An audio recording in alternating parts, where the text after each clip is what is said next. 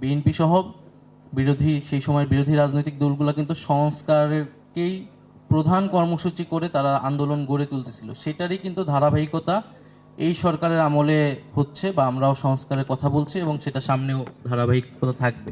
তো আমার আহ্বান থাকবে যে সকলেই যাতে আমরা সেই দিকে মনোযোগ দিই যে আমরা আসলে বর্তমানে আমরা কি করতে পারছি এবং ভবিষ্যৎ কিভাবে গঠন করতে পারছি। দ্বিতীয়ত হচ্ছে, আমাদের বিগত রেজিমের একটা মৌলিক সমস্যার জায়গাটা ছিল যে ক্ষমতা হস্তান্তর, যে একটা গণতান্ত্রিক প্রক্রিয়া, একটা গণতান্ত্রিক রাষ্ট্রে যেইভাবে ক্ষমতা হস্তান্তর হতে পারে এক রাজনৈতিক দল থেকে আরেক রাজনৈতিক দল বা সরকারের পরিবর্তন, সেই সকল পথ আসলে বন্ধ করে দেওয়া হয়েছিল।